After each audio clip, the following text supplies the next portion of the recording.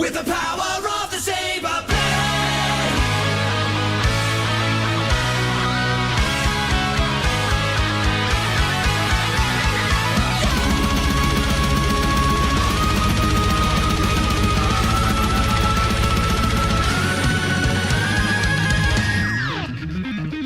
Lost in the rhythm of the galaxy, lost in the rhythm of my mind, watching and waiting, hiding in the crowd, fired up for what I'm gonna find.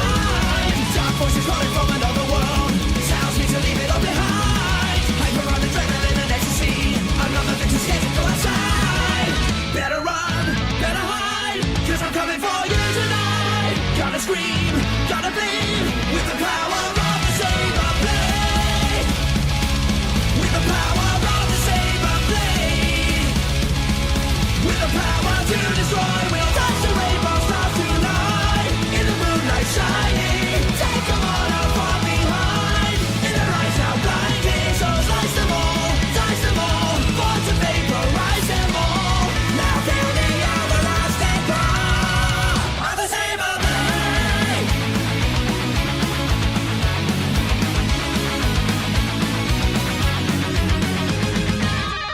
High pulsing energy within my sword, take them down, there is no other way. Feeling like a hurricane about to blow, here it comes exploding in your face. Do what you will, I'll take you to the edge, I will follow every move you make. Pounding with the power of a raging bull, lost for another word to say. Better hide, better run, it's a major malfunction. Don't you go to your knees, with the power of the saber blade. With the power of the saber blade. With the power to destroy, we'll touch the rainbow stars tonight. In the moonlight shining, take them all out from behind. In their eyes now blinding, so slice them all, dice them all, born to vaporize them all. Now feel the everlasting power of the saber blade.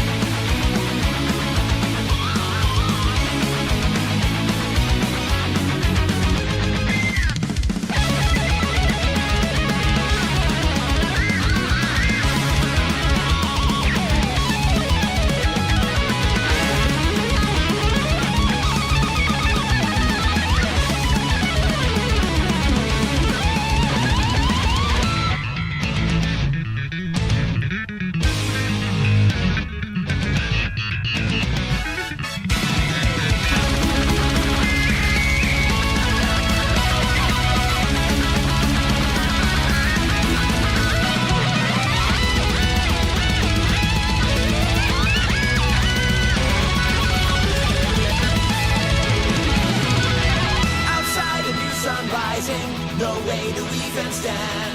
Passed out, there was no warning, wait for the outstretched hand. My soul will always find you, no matter where you are. You'll always near but not so far from the saber blade. With the power of the saber blade. With the power to destroy, we'll touch the rainbow stars tonight. In the moonlight shining, take them all out from behind. In their eyes now blinding, so slice them all, dice them all, born to vaporize them all. Now feel the everlasting power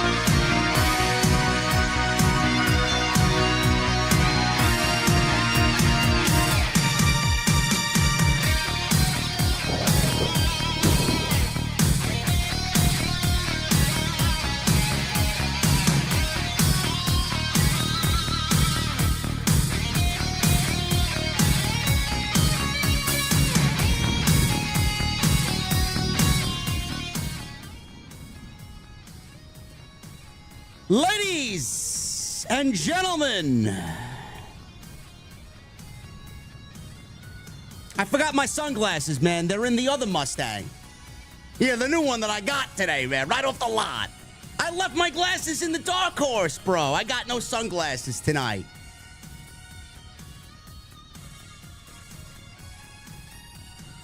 Oh, my goodness, man. Oh, what a day. What a day.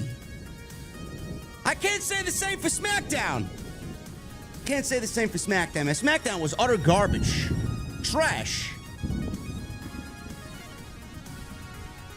What happened on SmackDown tonight? Anyone want to talk about SmackDown? What happened tonight?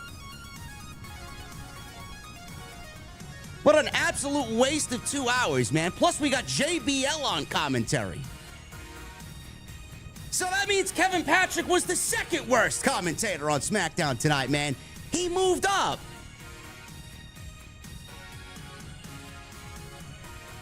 Man, oh man, CM Punk. What a promo by CM Punk tonight. We are gonna get into it. He cut the promo that everybody was waiting to hear tonight. Should have been on Monday. Last week. Anyway, guys, tonight we're drinking in the OG venue. Why? Because that's where it all started. Well, not really, but you guys get my point. It's where it all started. It's where the podcast really took off. It's where we put our foot down and stated that nobody does it better. And you guys are the reason for why this beautiful day happened today. I'm going to the venue. You guys are going to be there. And when I get there, you guys know the deal. What the fuck are you guys drinking? I'll see you over there.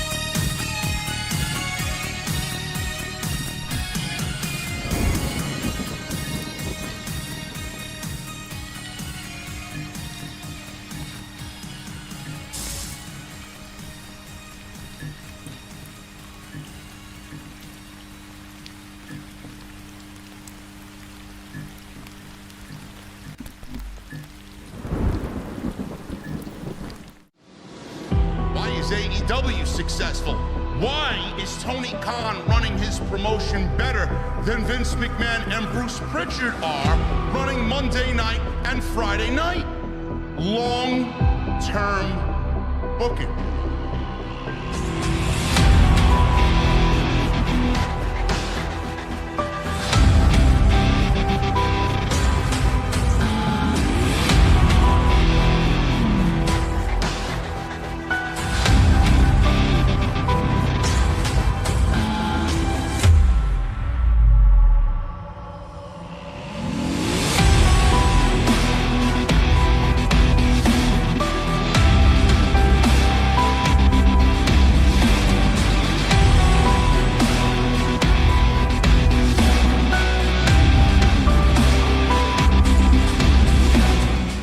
What is going on, guys? Thank you so very much for joining me right here on Off the Script. This is your Friday Night SmackDown post-show for December 8th, 2023.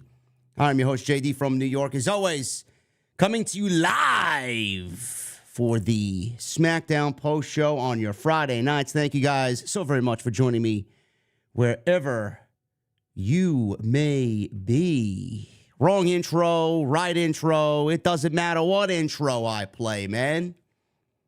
It doesn't matter because you're here to hear me speak about a terrible SmackDown tonight that really didn't forward a lot of anything, in my honest opinion.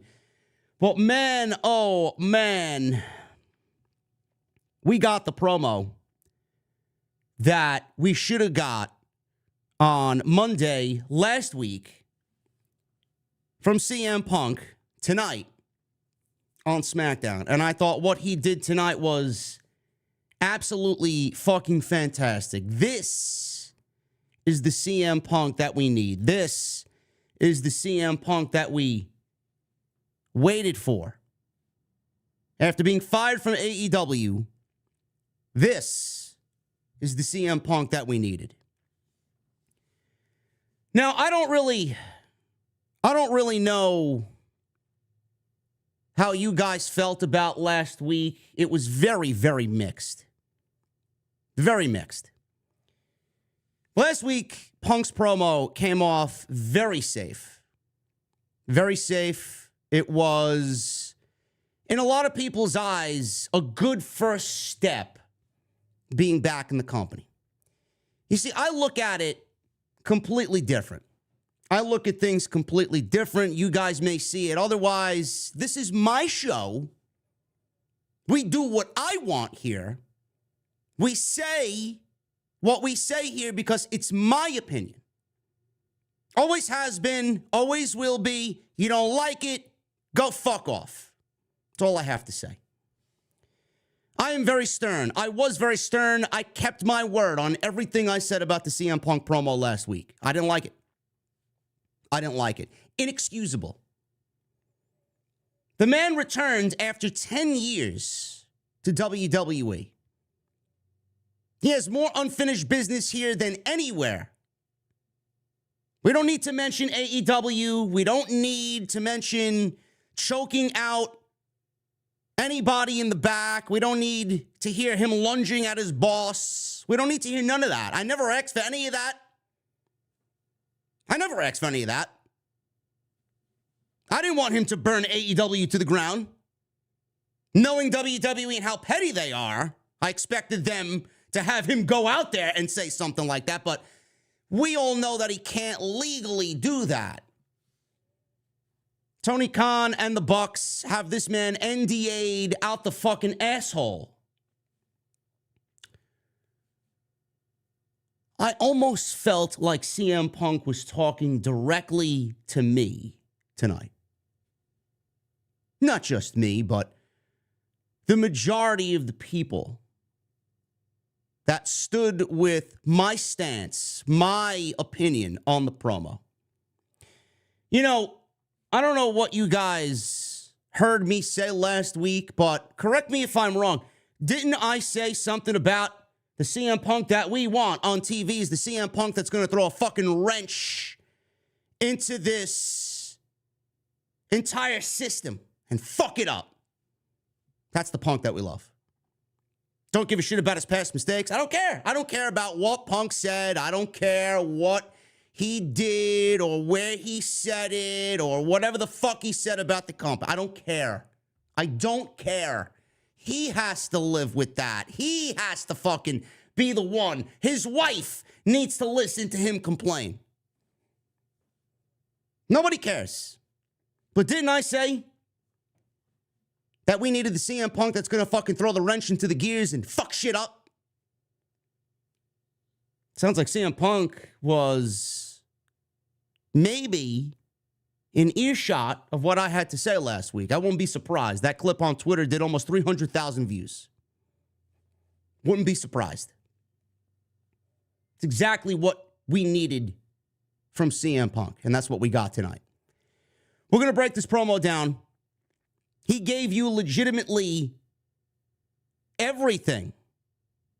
Legitimately everything. And, you know, obviously you're going to get the fucking people last week that liked his promo, the first promo back in 10 years when we all knew it was shit and we all knew it was safe. We all knew it was fucking just not Punk. We expected better from Punk. We all knew it. You're going to get the people, I told you to be patient, JD. You're going to get it. You're going to get those people. I know you are. But you can't sit there and tell me that after 10 years, what he said tonight shouldn't have been what he said last Monday. I know if I showed up for the first time in 10 years, I'm going to make my presence known. I'm going to tell you what the fuck I'm doing back here instead of, I'm home. I love you guys.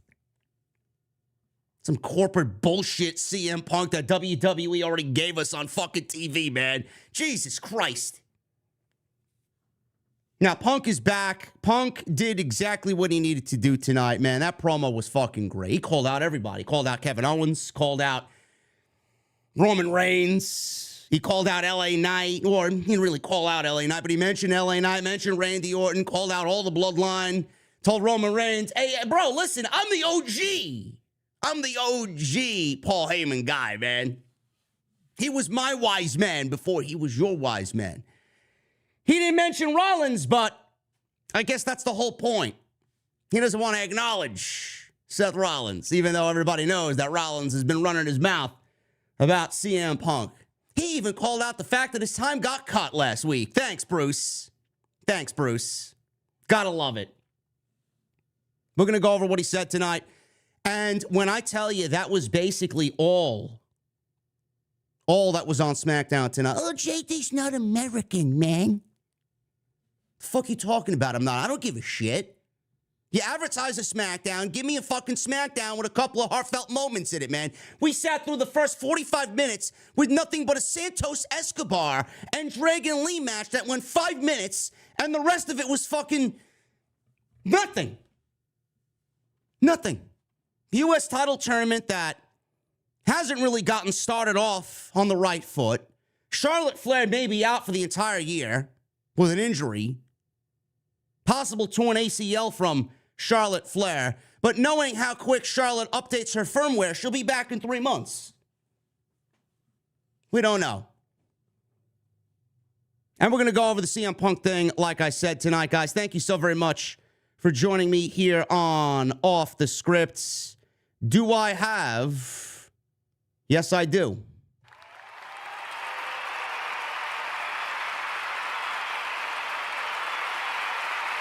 Get around. Oh, yeah. Keep it coming, man. I got to shout out my guys tonight, man. Jason Barker, the IWC Tribal Chief. Bro, isn't that gimmick infringement, bro? Jason Barker with a $100 super chat. And we got also in the $100 super chat department, Tone C with a $100 super chat. You guys are absolutely awesome. Tone C says, rest in peace, Saints, Dimebag Darrell Abbott, round of black tooth grins for the house. Nothing like Pantera, man. Nothing like Pantera. My favorite Pantera song is 5 Minutes Alone. Favorite Pantera song, man. That is going to sound absolutely gorgeous in the Dark Horse. Can't wait. I may actually play that tomorrow. Now that you mention it. Oh, man. Oh, man. You know what else I love from Pantera, man? A lot of people look at me side eyes when I say I loved Reinventing the Steel. I thought that was a fucking great album, man. Just such a ballsy album, man. No fucking frills, just heavy. Just loved it, man. So, Tone C, thank you so very much, brother. And Jason Barker with a $100 super chat. He says, Punk cooked. Let's get in a metaphorical dark horse and ride to 300,000 subscribers. Let's punch that like and subscribe button like CM Punk did at the media scrum. Jason Barker, thank you so very much for all of your support and generosity. As always, Tone C, thank you very much, brother. Really appreciate you guys being here with me tonight. We're going to get into everything we need to do tonight right here on the SmackDown Post. We got two sponsors tonight. First, I want to thank my great friends over at DraftKings for sponsoring the show tonight. We got a word from DraftKings in just a little bit. And tonight we're also sponsored by The Ridge. Ridge.com/script. You guys can save up to 30% off right now, man. If you guys are in need of some nice Christmas gifts, you better tell Santa Claus that The Ridge is on sale. 30% off. Up to 30% off. I want to thank both of those great friends of mine for sponsoring the show tonight. You guys are awesome. Before we get into any wrestling-related content, man, I want to thank you guys. I want to thank you guys tremendously from the bottom of my heart, man. I sat at the dealership for near almost 5 hours tonight, or today. Got there at 12:30, didn't leave the lot till about 5-ish, somewhere around there. The sun was already setting in South Jersey, which is where I am right now. Hopefully I sound all right. Hopefully I look all right. Not really my home base. We're not in the home venue. We're in the other venue. Hopefully I sound all right. Hopefully I look all right. But man, oh man, you know, today was one of those days, man. I want to say thank you to everybody that is in this chat room right now. I want to say thank you to everybody that reached out to me personally via text. I want to say thank you to everybody that congratulated me on Twitter and on Instagram. If you guys want to go see pictures of the new beauty, it's on my Instagram and it's on my Twitter page. Thank you guys from the bottom of my heart, man. Moments like this, you know, I don't really know how to express gratitude for something like this. It's something that I never really dreamed of. I just kind of go. I always took my work ethic from my grandfather, always. And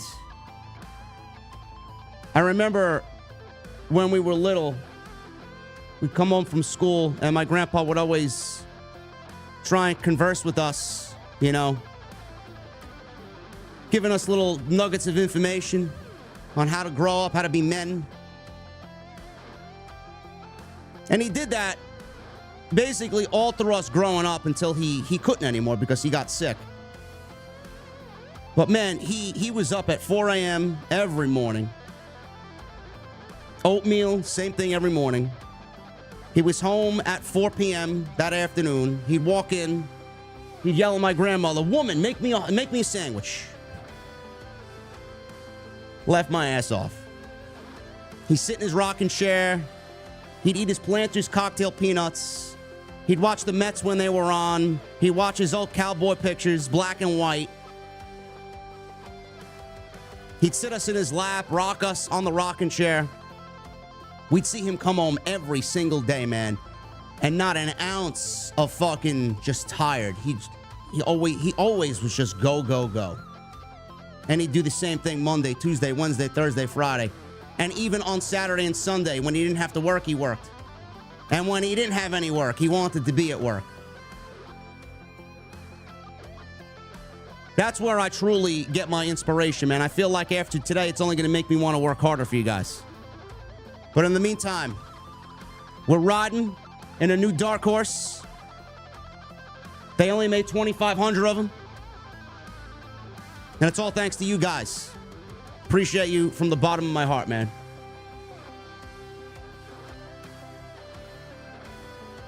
It's just as much yours as it is mine. Because I wouldn't be anywhere without you guys.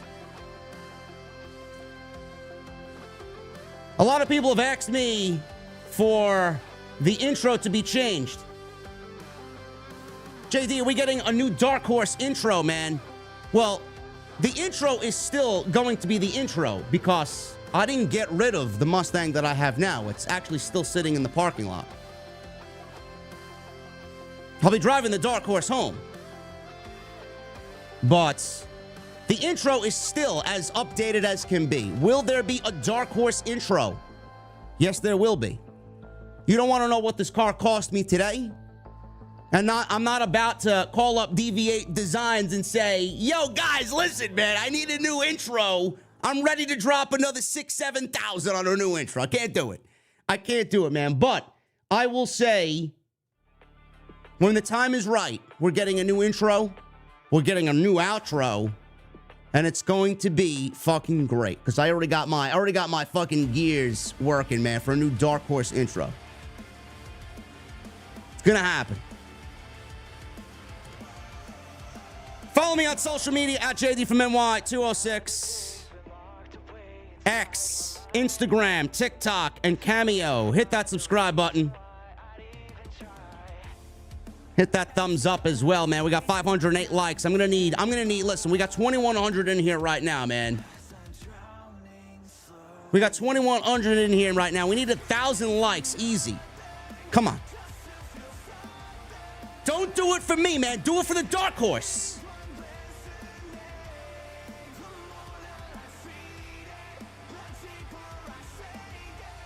I'm gonna post a video tomorrow, man. Wait till you hear this thing fucking...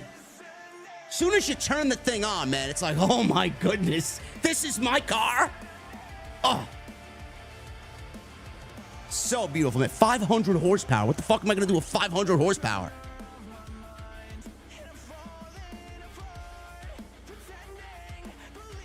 $1,000 likes. Let's get them up. Come on. Super chats are open. Join Jason. Join Tone C.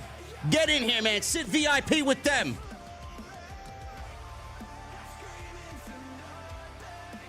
Make sure you guys go check out all the other content on the channel. There's plenty of it. I may or may not be doing NXT Deadline tomorrow. I will not be at home tomorrow. I won't even be here. I'll be on the road. I'm going to be doing family stuff tomorrow, so I may be bunkered down in an Airbnb somewhere. But I may do NXT Deadline tomorrow night. May. I'm very curious about this Baron Corbin Ilya Dragunov match. This could be Baron Corbin's make or break for his WWE career. And I'm very curious to see what he does. So I'll let you guys know, man. Just follow me on X. I'll let you guys know. I think we'll have a good time tomorrow night.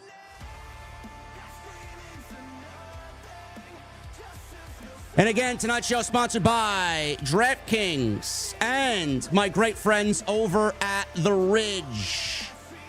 Make sure you guys go and check out The Ridge, man. This holiday season, you guys need something for a family member or that special man in your life or that special lady in your life, man. They even have ladies' wallets as well. Make sure you guys go check out my great friends over at The Ridge this holiday season. Ridge.com/script. Before we get into the SmackDown post, here's a word from my great friends over at The Ridge. Guys, I know the holiday season is stressful, and trying to find that perfect gift for someone this holiday season can be one hell of a hassle. But I'm going to do you a solid today. You're going to go and tell Santa Claus that you want to give the gift of The Ridge. Ridge.com/script. You guys can save up to 30% off now through December 20th. And today we're going to be highlighting the ceramic powder collection. As you guys see there, they come in a variety of colors and they look absolutely beautiful. Everywhere I go, man, I get complimented on my wallets, no matter where it is, at a restaurant, at the supermarket. I go to the bar, I leave my wallet on the bar top. People are always complimenting me on my Ridge wallet. I know I'm going to be given the gift of the Ridge this year. I love seeing the smiles on people's faces when I get them such a great gift. And if you don't like the ceramic powder collection, the Ridge has 30+ colors and styles, including leather, if you want to go a more traditional route. The AirTag attachments are also available on every relevant product, so you'll never lose your essentials again. The Ridge also expands and holds up to 12 cards plus room for cash while remaining as slim as possible. My favorite part, it comes designed with RFID blocking materials that protects you from digital pickpocketers. The Ridge key case also securely holds 1 to 6 keys and prevents your keys from jingling.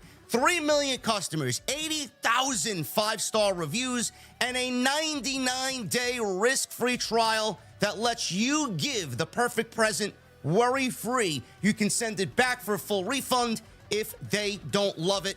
And Ridge is backed by a lifetime warranty that ensures that your gift isn't just for now, it's for life. So when Santa Claus asks what you want for Christmas, it better be the gift of the Ridge. Ridge.com/script, up to 30% off now through December 20th.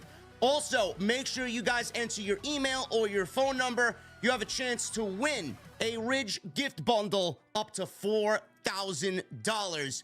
No purchase necessary. I want to thank the Ridge for sponsoring today's episode right here on Off the Script. Thank you guys very much for sticking with me, man. Ridge.com/scripts. Go get yourself one today. I can't even tell you how many Ridge wallets I got, man. They are beautiful, and I absolutely love it. Ridge.com/scripts. SmackDown started off with Michael Cole saying it was the most important show that they will do all year.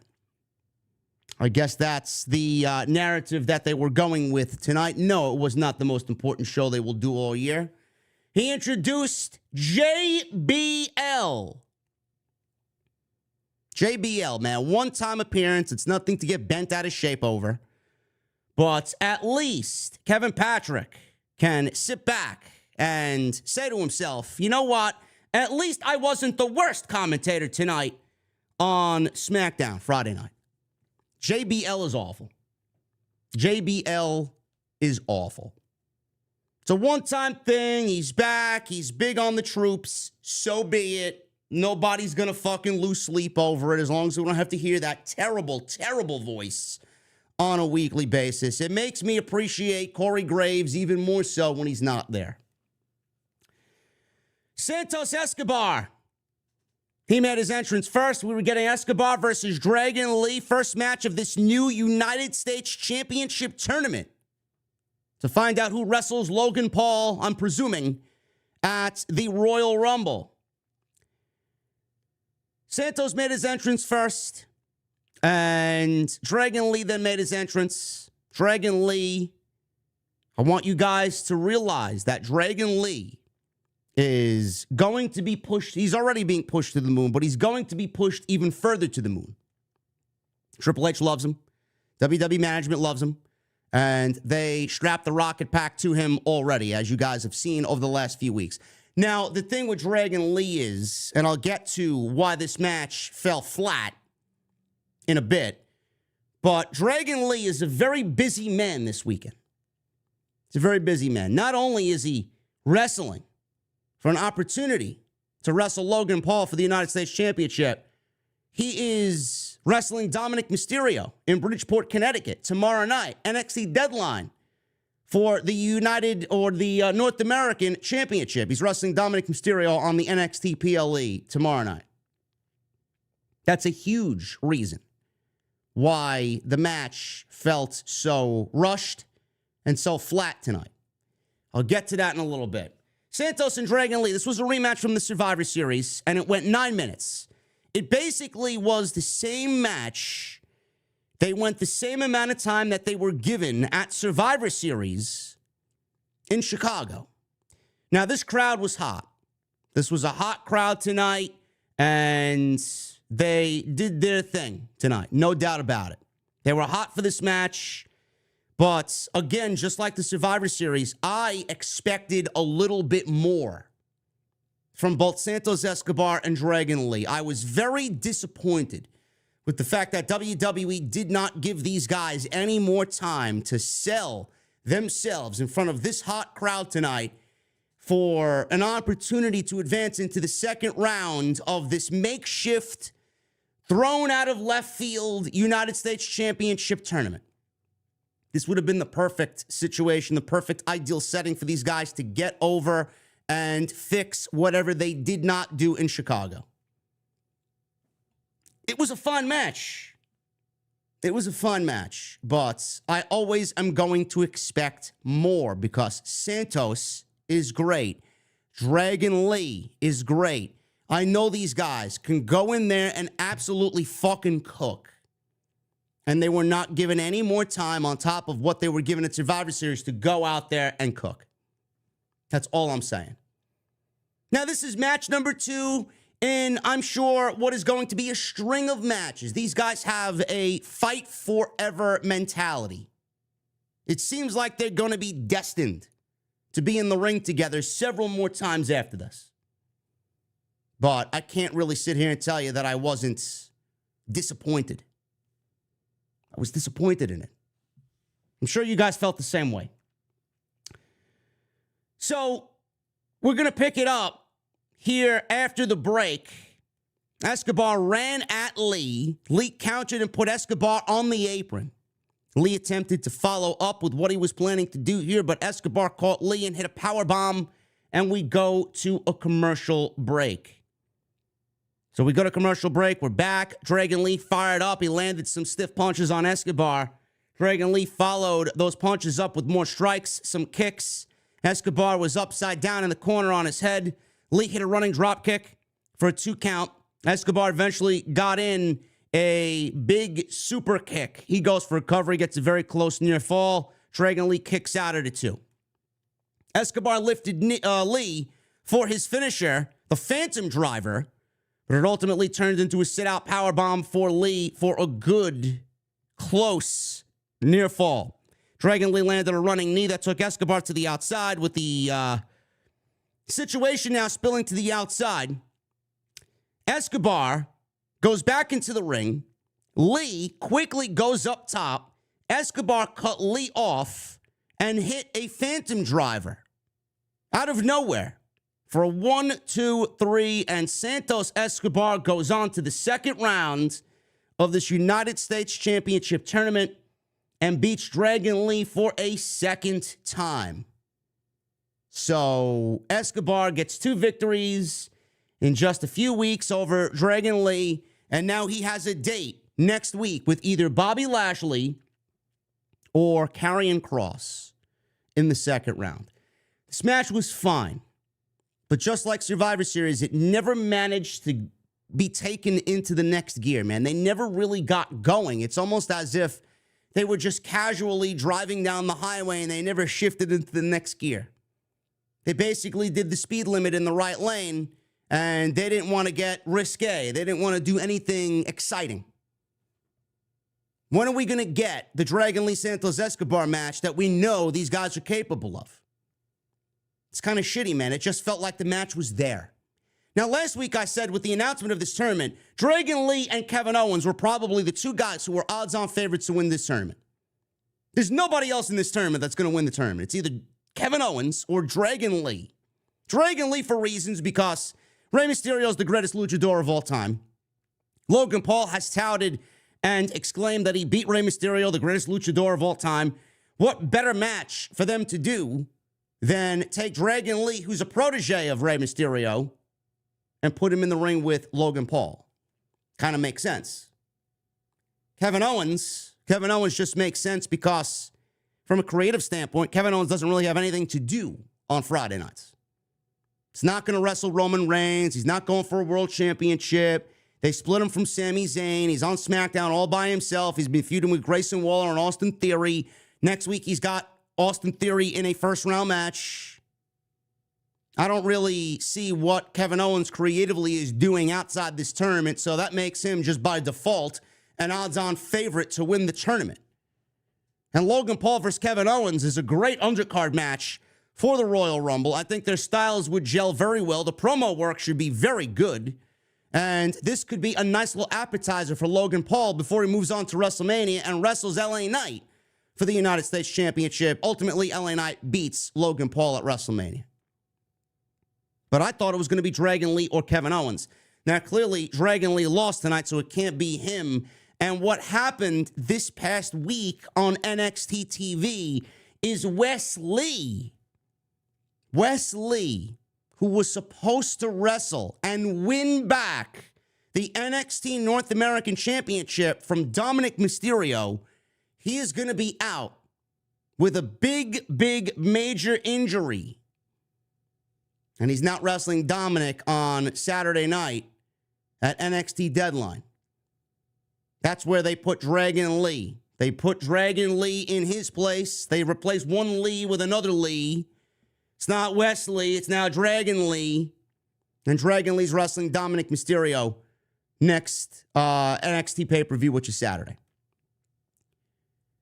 If Dragon Lee was an odds-on favorite to win the United States Championship, they had to have him lose here because now with the plans of Wes Lee, who was supposed to win the championship, those went out the window. So in slides Dragon Lee, which I'm assuming Dragon Lee is going to be the one to beat Dominic Mysterio for the NXT North American Championship. It only makes sense.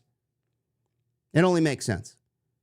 Dominic Mysterio has done absolutely nothing with that championship. What has he done with the championship? All I hear is, oh, well, he's made the title prestigious, man. No, he hasn't. What has he done with the championship? He basically carries it around like a fucking prop. Get it on somebody that's going to do something with it. You want fucking NXT talent holding, titles like that are actually going to do something with it. Dominic Mysterio was only using this championship to facilitate an NXT TV deal with the CW network. Dominic's on the show. That means Rhea Ripley's got to be there. Rhea Ripley's got to be there. That means the whole fucking Judgment Day has to be there. We're well beyond that now. They got their TV deal. They don't need to desperately use main roster talent anymore. Dragon Lee's a main roster talent. Just take it off of him. They had nobody else lined up.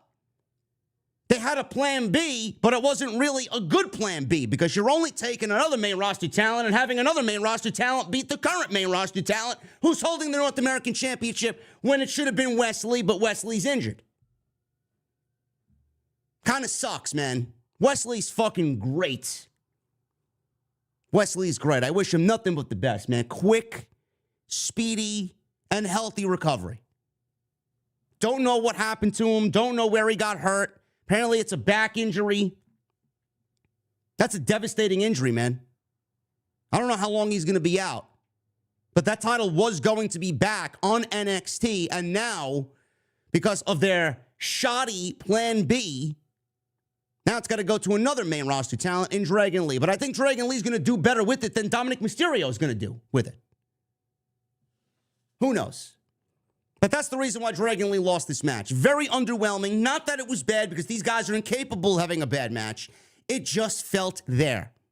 And where Dragon Lee was an odds-on favorite to possibly win this tournament, he couldn't, and he didn't, because now he's got to factor into NXT plans and wrestle Dominic Mysterio for the North American Championship because Wes Lee's hurt.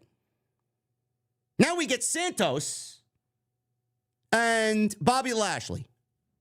Bobby Lashley wrestled Karrion Kross. Bobby Lashley disposed, took care of pretty easily Karrion Kross and advanced to the second round. I would have loved to see Dragon Lee versus Bobby Lashley. I think that would have been great. But now we got Santos. See that? Now this makes this match that much more like, what are they going to do? It's almost as if WWE's got their back against the wall now. Santos cannot lose. Santos is hot, unless there's a fuck finish somewhere and someone comes in and costs him the match. I don't see what they're going to do next week. Bobby Lashley he's getting hot again. He's babyface all over again. The fans are just taking to Bobby Lashley, man, and whatever he's got going on. I don't know what exactly is going on. But WWE has positioned Bobby Lashley and this new group of the Street Profits as heels. And the crowd is like, whoa, yo, listen, Triple H, we don't want to boo these guys. We do not want to boo these guys. Crowd is just overwhelmingly supportive of Bobby Lashley the last few weeks. I don't know where it's coming from, but it was like that early in their stages of this group. WWE tried to force you to boo them. Nobody wants to boo them. They didn't want to boo the Hurt Business, and they don't want to boo this new version of the Hurt Business. It's going to be interesting to see what they do. Santos can't lose. Bobby Lashley can't lose. He's hot. Santos is hot. Maybe Ray comes back and costs Santos the match. There's got to be some sort of fuck finish where you have to protect Santos. I don't know. It's going to be very interesting to see what happens here. But we'll get into that match in a little bit because that wasn't up next. Dominic was actually in the ring, who stood over Lee, held up the North American Championship, and Dominic was booed out of the ring. So that match is taking place tomorrow. Again, I will let you guys know if I'm covering NXT Deadline tomorrow night on the channel. So look forward to my social media to see what I actually plan on doing tomorrow. Nick Aldis, he was backstage with Randy Orton. Randy Orton last week gave Nick Aldis, or if you looked on some of the websites, Nick Aldridge. I don't know who put Nick Aldridge. I think it might have been USA Network. Don't really know. Nick Aldis, he laid him out with an RKO. Randy Orton approached Nick Aldis and handed Nick Aldis a check. I'm assuming he was fined for his behavior last week. Orton asked why he was in a tag team match tonight. Nick Aldis said that LA Knight made the save for him last week. Orton then reiterated, I didn't need anybody to save me, and I don't even know who LA Knight is. I didn't know who he was before last week. Orton questioned whether or not he could trust LA Knight. Quite the thing to say if you're the Viper, when nobody actually trusts Randy Orton. He's unhinged. Aldis said that both Orton and LA Knight want the Bloodline, so this is their chance. Aldis said he and the fans want to see this match badly. I don't know who asked for this match, but it certainly wasn't me. Aldis looked at the check. He said that he fined Randy Orton only $50,000. But the check was actually for $100,000. Orton said the extra was for next time. I don't know what they're doing with Randy Orton going into WrestleMania season. I don't want to jump the gun here. I don't want to make assumptions or presumptions. I don't want to incorrectly give you guys something that sounds ridiculous. But I mentioned it last week. I'm going to reiterate it again here this week. They seemingly are playing up, seemingly playing up that Randy Orton is unhinged and that he's got another RKO coming to Nick Aldis. What do you do with Randy Orton at WrestleMania? Does Randy Orton have a clear path to WrestleMania? I don't really see any clear path right now, and we're going into the second week of December. What does Randy Orton do at WrestleMania? You know, a lot of people were like, oh, just put him in a match against Solo Sikoa. So you guys want him to actually go backwards in the feud with Roman. Don't really understand that. He beat Solo and Jimmy tonight. The only thing left to do is go and beat Roman. More than likely, he's getting a match with Roman Reigns at the Royal Rumble. Seemingly, it will be Randy Orton versus Roman Reigns at the Royal Rumble. After he loses to Roman Reigns, we may get a second match out of it at the Elimination Chamber. Maybe. Depending on how they book it. But when he doesn't win the World Championship, what do you actually do with Randy Orton at WrestleMania? Oh, well, put him against Solo. So you want him to lose to Roman, and then you want him to go beat Solo Sikoa as some sort of fucking consolation prize. If he doesn't beat Roman, what good is beating Solo Sikoa going to do? He's already beaten Solo tonight. He's beaten both Jimmy and Solo. Sounds like a waste of Randy Orton at WrestleMania to me. You could do a lot of things with Randy Orton at WrestleMania. You could put him against Bobby Lashley. You could put him against AJ Styles. You can put him in the ring against Nick Aldis. Nick Aldis is the commissioner or the GM of SmackDown. Kevin Owens is another one.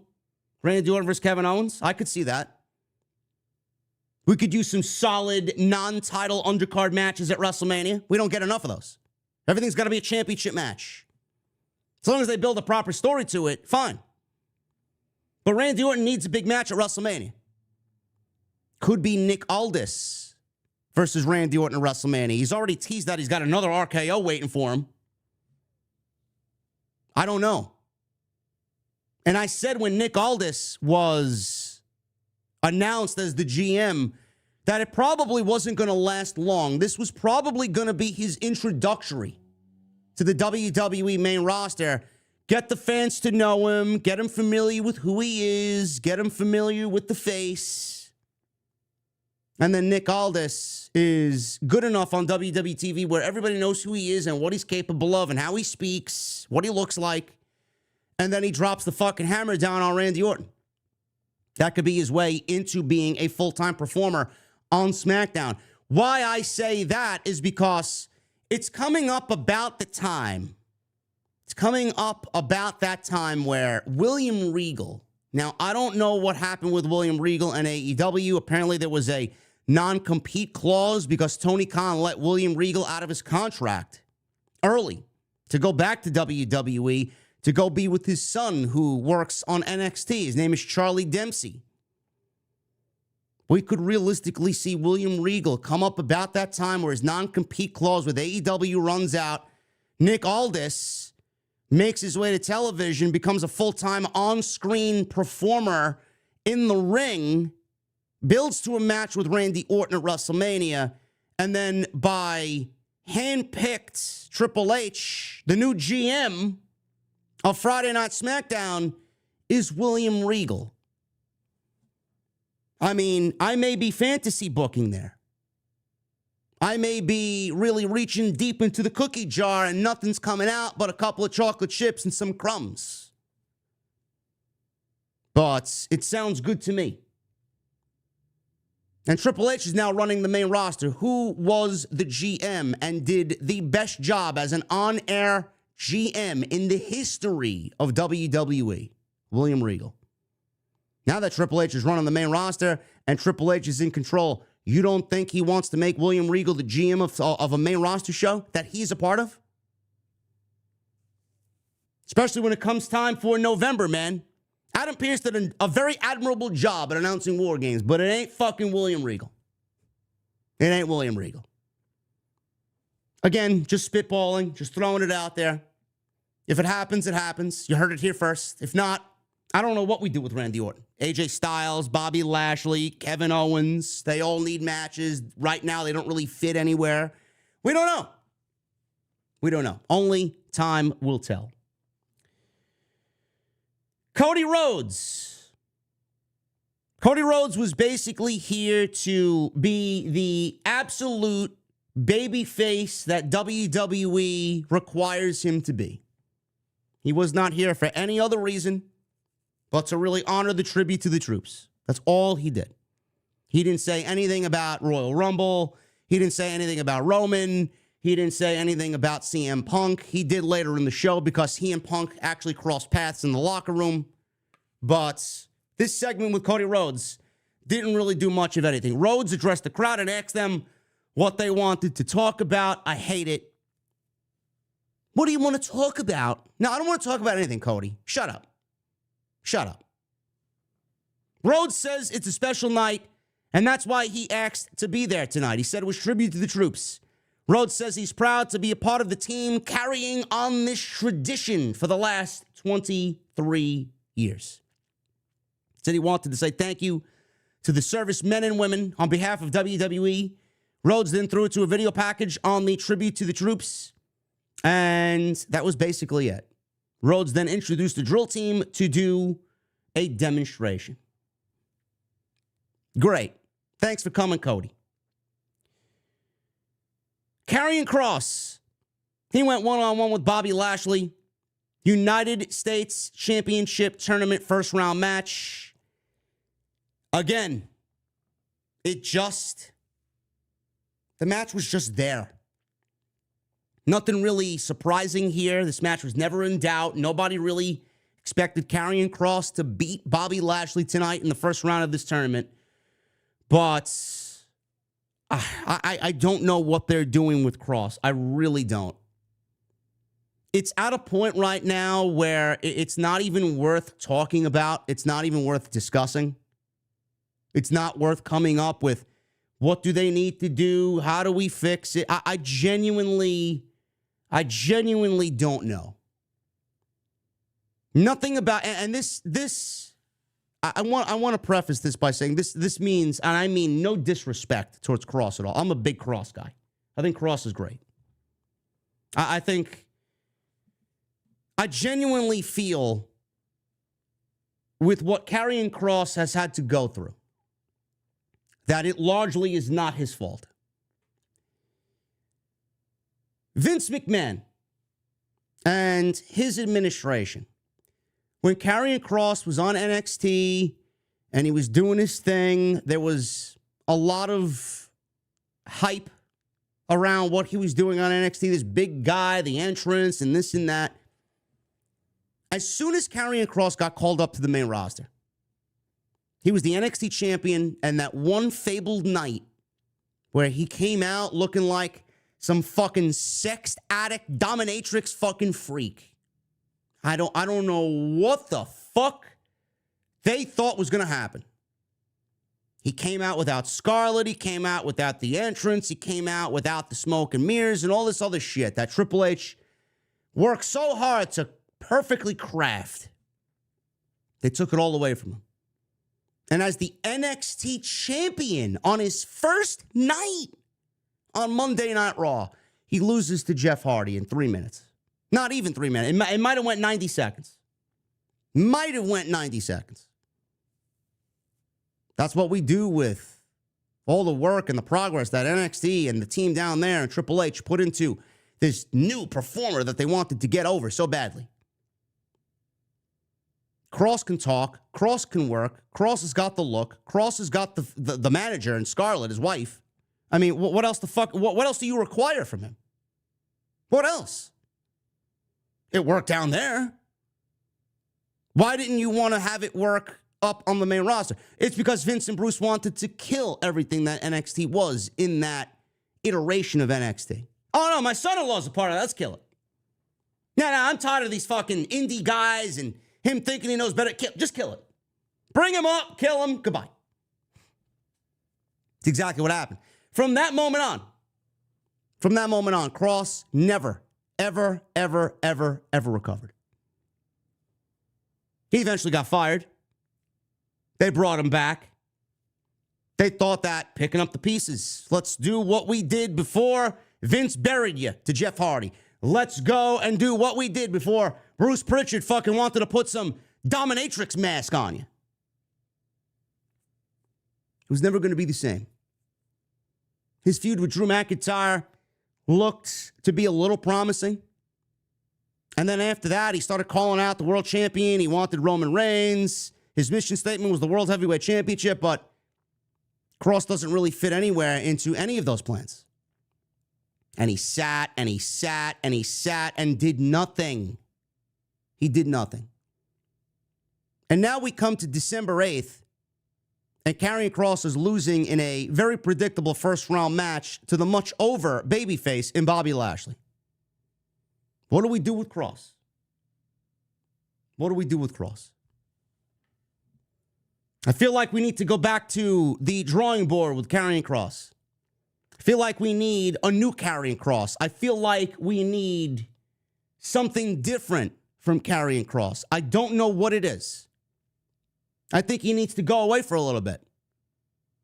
I think he needs to go back and reinvent himself a little bit. Because whatever the fuck he's doing right now, it is a shell of what it used to be, and it's not resonating with the fans. I'm sorry. It was great for when we got it. But after Vince killed it, it never looked and felt the same. And maybe Triple H is starting to feel that way. I don't even know why he had to be in this tournament, to be quite honest with you. I don't know why Karrion Kross needed to lose to Bobby Lashley in 7 fucking minutes. What does that prove? It only proves everything that I just talked about. Bobby Lashley wins fairly easily here. We go to a picture-in-picture promo during his entrance, and we get more talking points about Montez Ford and talking about tribute to the troops. Bobby Lashley also talked about how his father served in the armed forces. So Lashley went for a hurt lock very early. Karrion Kross fought out of it, went back to some punches and some elbows. Kross tried to throw Lashley into the ring steps on the outside, but Lashley jumped over them, came right back at Kross. We go back into the ring. Lashley landed a German suplex and then clothesline Kross over the top rope to take him back out to the outside. Kross on the outside now. We go to commercial break. When the show returned, Kross in control. He worked some elbows on Bobby Lashley. He hit a vertical suplex. So Kross went for a big punch. He eventually hit a big kick, got a 2 count on Bobby Lashley. Kross ran at Lashley. Lashley caught him, planted him with a flatliner. Lashley then hit a swinging neck breaker, followed up with a vertical suplex. Lashley then ran at Kross. Kross got a knee up and blocked the spear. Lashley came right back, slammed Kross, set up for the spear, hit it, 1, 2, 3, and that was it. For Bobby Lashley, he beats Karrion Kross in about 7 minutes. He will face Santos Escobar in the next round of the United States Championship Tournament. I don't know. Now, who wins the match next week? Santos is riding high on his new heel turn. He absolutely cannot lose. Bobby Lashley is as hot as they come in the last few weeks. He can't lose. I don't know what we do here. Does Rey Mysterio cost Santos Escobar next week? I know Rey Mysterio is going to be in the corner of Dragon Lee on Saturday's NXT Deadline show, so maybe he's good enough to be on SmackDown next week and cost Santos the match against Bobby Lashley. Or maybe Santos reveals that he's got a new Legado del Fantasma, and they help him beat Bobby Lashley, which sets up a new Legado versus the Hurt Business. I don't know. WWE seemingly has booked themselves into a corner with this match. Neither man can lose next week. It's going to be very interesting to see how they get out of that creative situation. Damage Control. They were shown backstage. Asuka gave high fives to Bayley, but she was very hesitant in doing so. Bayley just doesn't want to see it.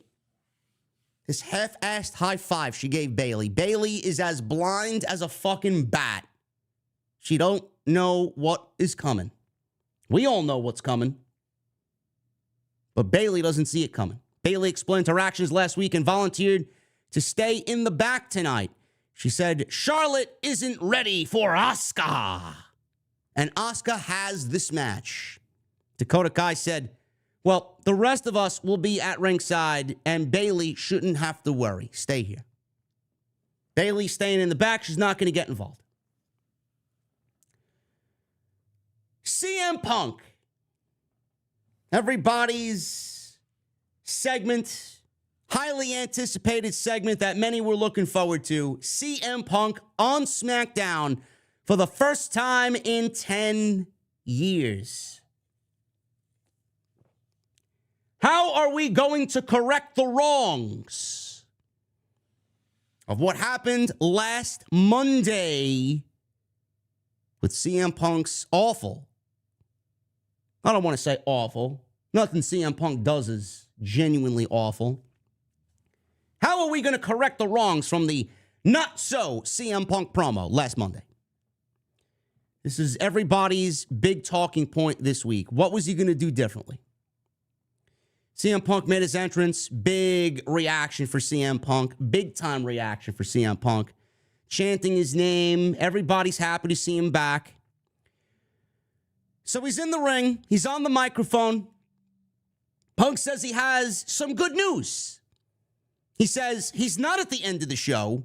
He's starting his segment at the top of the 9 o'clock hour, so he won't get his time cut this week. I love the fact that they actually told you exactly what was in the dirt sheets, that CM Punk got his time cut. I guess it was true. And I like the fact that he actually brought it up because it bothered a lot of people, and I'm sure it bothered him, and he really can't say anything because who the fuck is he going to complain to? He's got to be a good little soldier. So I'm glad that they actually took something that probably would have pissed him off, probably did piss him off, had to bite his tongue, and he called it out this week on Friday night. Good. I like it. We're already off to a good start. He said if the fans want to chant, they can. Fans were big into chanting CM Punk. Punk said that Adam Pearce is trying to sign him to Raw. The crowd booed. Punk said he thinks they were louder on Raw. The crowd booed again. Punk said that everyone is asking, where is CM Punk going to sign? Is it going to be Raw or is it going to be SmackDown? He says he's going to leave it up to the crowd, partly up to the crowd. I wouldn't leave anything up to these fucking people. He's on Friday Night SmackDown. Why would they cheer for him going to Raw? Doesn't really make sense, and it's not really a good gauge on where he should really land. We all know he's not going to SmackDown. We all know that his future has Seth Rollins in it, and Seth Rollins is the World Heavyweight Champion on Monday Night Raw. Seth Rollins is the World Heavyweight Champion. He's already made many statements about CM Punk. You see where they're going. And I don't know if you guys picked up on CM Punk.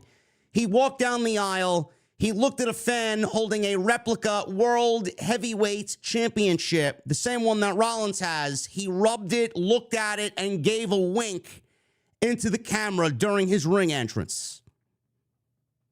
Yes, folks, he's signing with Raw, and he's going after Seth Rollins. Everybody else is a distant future for CM Punk. Punk asked if the fans want to see him on SmackDown. Of course, they cheered. Punk asked the crowd if they want him to win the Royal Rumble and point to a sign and main event WrestleMania. The crowd cheered. Punk said that an old friend of his likes to come out and ask the crowd what they want to talk about. An old friend, huh? CM Punk putting all those conspiracy theorists to bed with that statement. Now, is it a possibility that at the time, Cody Rhodes left AEW to join WWE 2 years ago because of Tony Khan bringing in CM Punk, paying CM Punk more, giving Punk more power backstage, preferential treatment to CM Punk?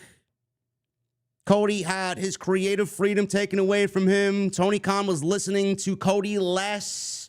Cody was not really being featured as prominently as he was. The new toy in Tony Khan's toy chest was CM Punk, and Cody didn't like that. Is there truth to that? Potentially. We'll never know. We'll never really know. But I think a lot of people really drummed up the discussion, me included, Andrew Baydala, Drew, on Tuesday nights. We talked about it as a potential. We talked about everything regarding Punk and Cody Rhodes. That Cody left AEW. One of the primary reasons why Cody left AEW was not only for himself, not only for honoring his father, wanting to win the championship, win the WWF title, WWE title, the Winged Eagle coming back, WrestleMania main event, beating Roman, all that shit, was because of CM Punk. And now that CM Punk is back in WWE, CM Punk mentioned an old friend in Cody Rhodes, potentially putting all those conspiracy theorists to bed with that one. Still makes for a great discussion, though. Cody had his reasons, but it was definitely more than I need to finish my story. I think we all know that. But we'll never find that out. An old friend. He mentions Cody Rhodes. He said he's heard a lot of people don't like the happy CM Punk that's happy to be home. Punk says he's going to turn it up to 11 and be the spicy Punk everyone loves. Good. It's the Punk that we should have got after 10 years on WWE television. Punk asked the crowd who they want him to talk about. Punk asked about Rhodes and says he could tell stories. Punk asked if they want him to talk about someone who's never here. Punk mentioned Roman Reigns. Punk said he acknowledges Roman Reigns and congratulated Roman Reigns on his success. Punk said that he was the original Paul Heyman guy and he was Punk's wise man first.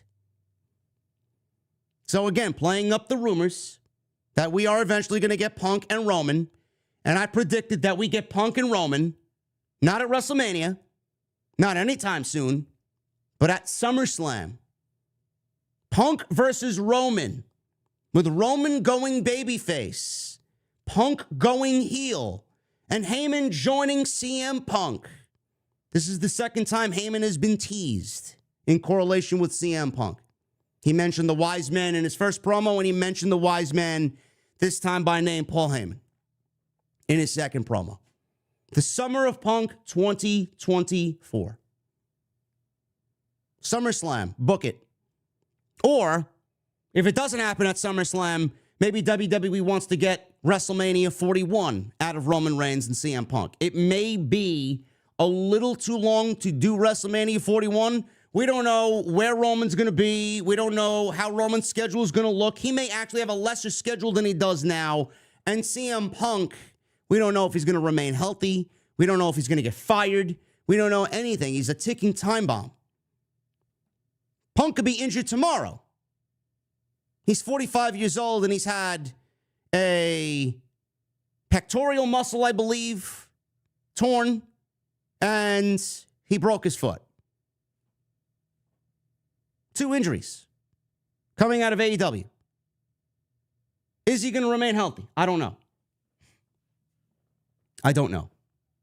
But yes, Punk and Roman is definitely in the works. Not now, later, much later.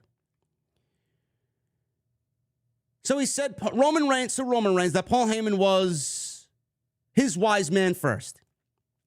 Punk said, well, Reigns isn't here, but his cousins are. Punk says he doesn't know Solo Sikoa, but he does know Jimmy Uso. Punk gave a shout out to Jey Uso, who's on Raw. Punk says he has to weigh whether or not he wants to hang out with Jey on Raw or fight Jimmy on SmackDown. Yeet. He wants to be on the bus with Jimmy and Cody, lighting it up, I'll tell you that. I thought Punk was straight edge.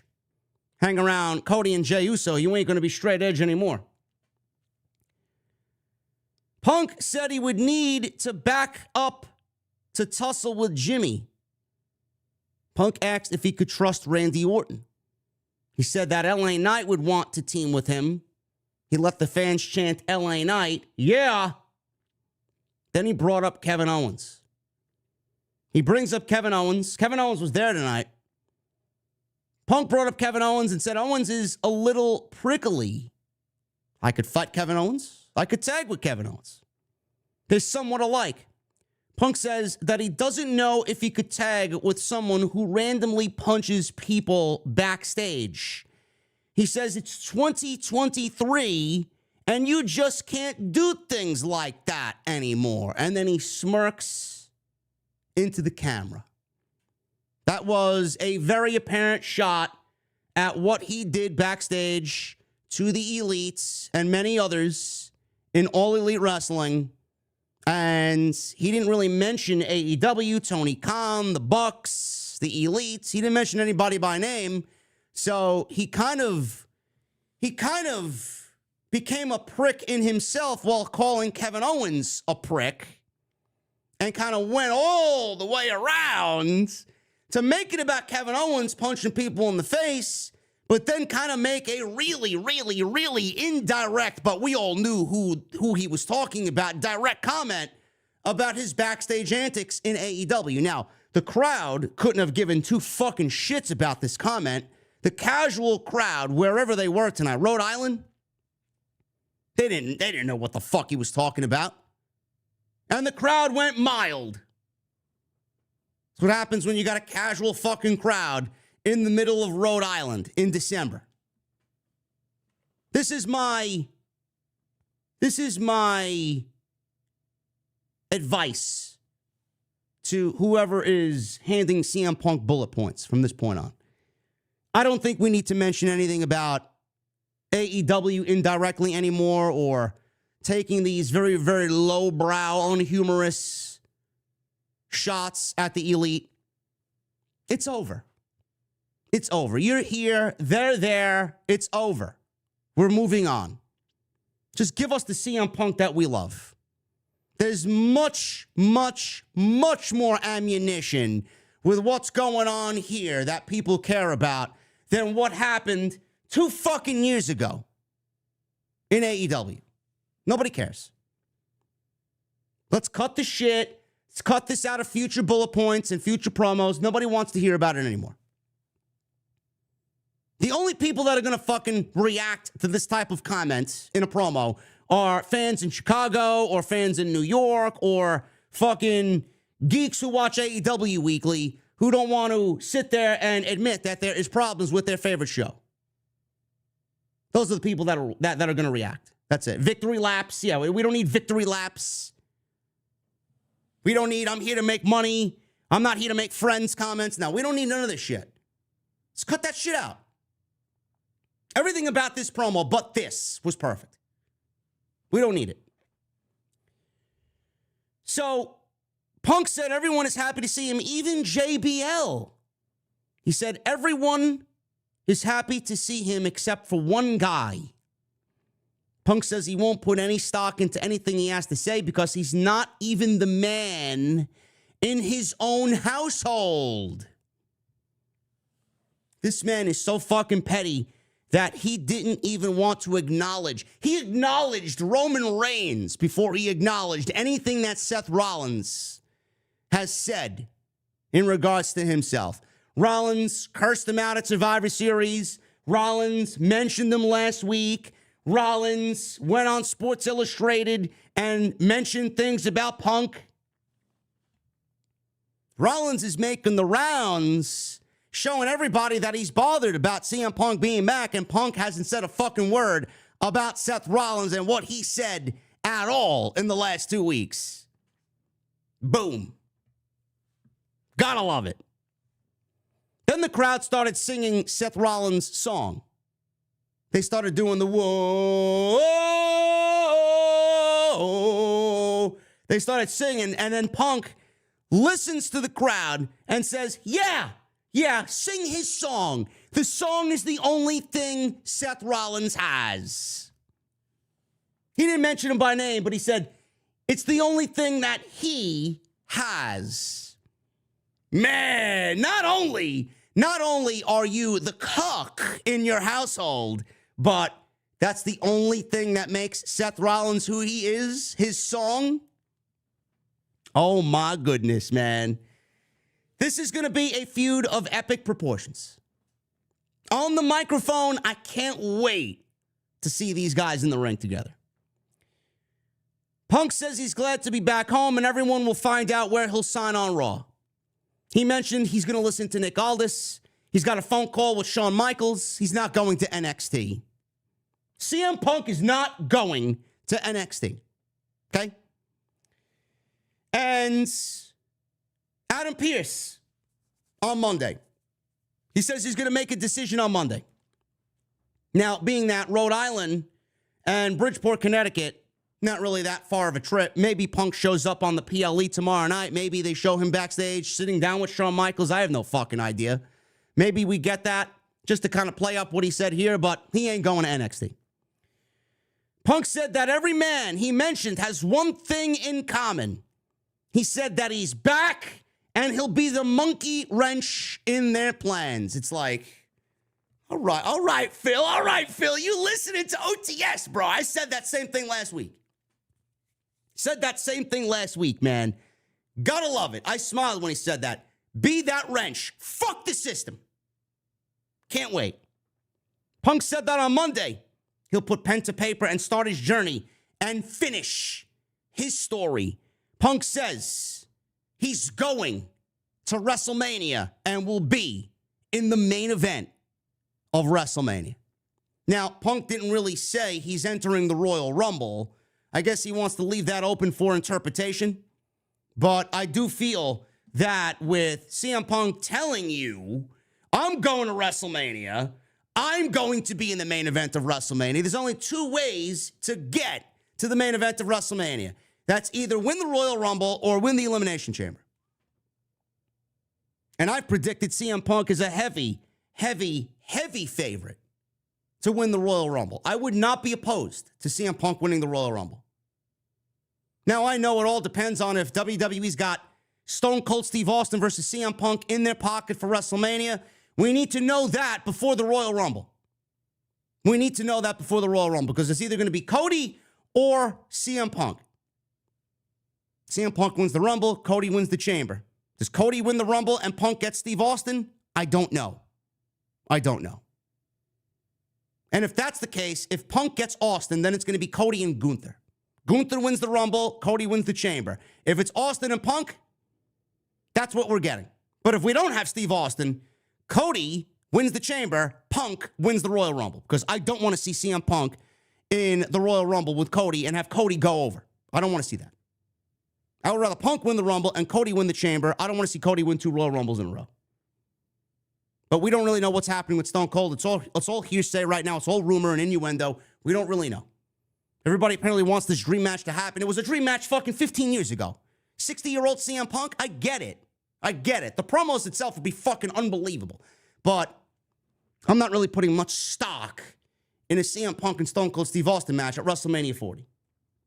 But who knows? Who knows what Endeavor has planned? They may want to make this the biggest WrestleMania in the history of WrestleManias. And you do that by putting that match on the show. If it happens, you do it. If it's possible, you do it. But it's not my first choice. And I know I'm not alone in that. I would rather see Punk and Rollins at WrestleMania. That's just me. I thought this was a great promo. This was the mission statement that he needed. This is the mission statement that he should have gave us on Monday last week. I felt like WWE could not have Punk go out there and make it feel or sound any worse than what he did in his first return promo after the Survivor Series. They nailed everything tonight. Everything. They gave him time. He addressed Roman Reigns. He addressed Seth Rollins without mentioning his name. He mentioned Kevin Owens. He mentioned Randy Orton. He mentioned WrestleMania. He indirectly mentioned the Royal Rumble. He says he's going to main event WrestleMania. These are the reasons why he's back. I don't understand why they didn't allot time for him to go out there on night one and do it on the first night back after 10 years, and why we had to wait till tonight. I don't get it. You might not think it's a big deal, and in the grand scheme of things, it's not, because we got it tonight. But I tell you what, man, this was not a first impression, but my God, after his exit from the company and him being back when nobody predicted him to be back ever again, for the first time in 10 years, that's the promo he cut. Everything that he said tonight should have been the mission statement as to why you are back in this company for the first time in 10 years after everything you did and everything you said. We got it tonight, so we can't complain too much. But things have to be done right. What they did last week to him was not right. What they did tonight was perfect. This perfect promo, you couldn't ask for a better promo. His mission statement covered everything. Now, it's going to be interesting to see where this promo takes him into the following weeks. He's going to have a face-to-face with Rollins eventually. I think people are now more excited about that than ever before. Unbelievable stuff here. This was unbelievably just fucking top-notch, so much better than his Monday Night Raw promo. Did a great job of setting everything up, that he gave you a fucking glimpse into everything and everyone that he's going to work with. Where was this on Monday night last week? Guess it's never too late, huh? Ladies and gentlemen, we're going to get into the rest of the show. We have Charlotte versus Asuka, and then we have the main event to get into. But I want to thank you guys very much for joining me here on Off the Script. We got 2,700 in here right now. We got 867 likes. We need 1,000 likes is the goal tonight for the SmackDown post right here on Off the Script. Tonight, sponsored by my great friends over at DraftKings. We got a very special promo for you guys to take a part in this weekend, man. We're nearing the end of the NFL season. Make sure you get in with my sponsor tonight, DraftKings, right here on Off the Script. Guys, the weather might be cooling down, but the action on the field remains hot. And today, I've partnered with DraftKings Sportsbook, an official partner to the NFL, to get you as close to the action as possible. All new customers who bet just $5 will receive $150 back in bonus bets instantly. All you have to do is download the DraftKings Sportsbook app, use my promo code JD from NY, and it's as simple as that. The crown is yours. If you're already signed up for DraftKings like I am, you guys can get a no-sweat bet. Get a bonus bet back if your same-game parlay bet doesn't hit. Max reward limits do apply.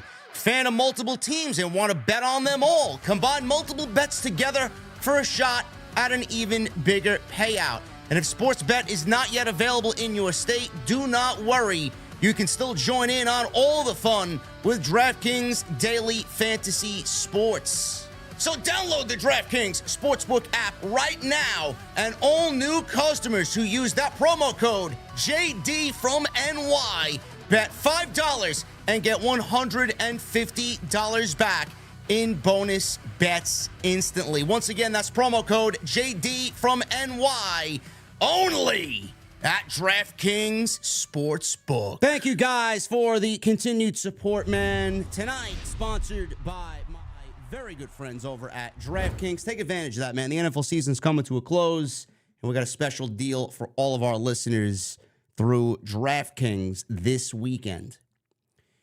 CM Punk, after his promo, was in the back. He looked at the Bloodline locker room.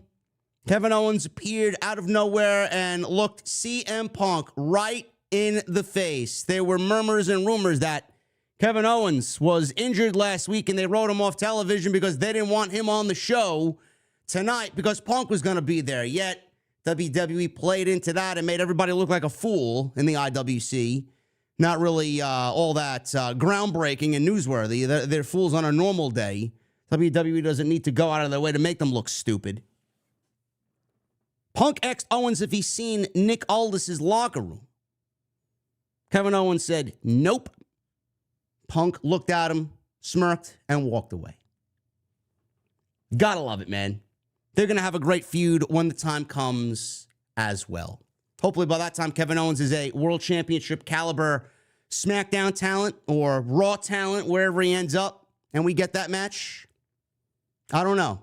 With Punk being on Raw and Kevin Owens being on SmackDown, they will be away from each other for the time being. Because Monday Night Raw is getting CM Punk services. Asuka made her entrance with Damage Control. Zelina Vega and Michin appeared and attacked Kairi Sane and Io Sky. Shotzi and Bianca appeared at the top of the stage and helped with the beatdown. I don't know where Zelina and Michin came from. I guess because they were looking for revenge on them being beaten up before the Survivor Series. I don't know. Remember when Bianca was looking for tag team partners for War Games? Zelina Vega and Michin were beat up because Bianca asked, potentially, hey, you want to join me for War Games? And then Damage Control took them out. That was way before the Survivor Series pay-per-view. I don't know. But I don't know who's clamoring to see Zelina Vega and Michin as a tag team against Damage Control. Nobody cares. Charlotte versus Asuka. Another nothing match in the grand scheme of matches with Charlotte and Asuka. This one actually did not go according to plan, and we got a potential injury here to the android. She is injured. I don't know what's going on. She was in the ring holding her knee at the end of this match. So We go to a commercial break. Asuka charged at Charlotte. Charlotte caught her and hit her with a back suplex on the outside on the barricade. Charlotte climbed to the top rope, came off with the moonsault, missed most of it. Michael Cole on commentary, oh yeah, Charlotte didn't get all of it. You know what that means. When someone says they didn't get all of it, A, it either sucked and they're trying to cover for it, and B, she missed all of it. Oh, she didn't get all of it. No, she missed all of it. She missed all of it. After that, she posed, and we go to commercial break. Both women are down in the ring after a commercial break. Asuka made a cover for a 2 count. Asuka landed some kicks. Charlotte retreated to the corner. Asuka charged. Charlotte caught Asuka coming in with a modified backbreaker. Charlotte came off the ropes in a dangerous way during the commercial break, Michael Cole reiterated. Charlotte put Asuka in a figure 8. Bayley appeared and broke the hold when the referee's back was turned. So she broke up the figure 8. Asuka went for Charlotte, but Charlotte moved. Asuka stopped short of hitting Bayley.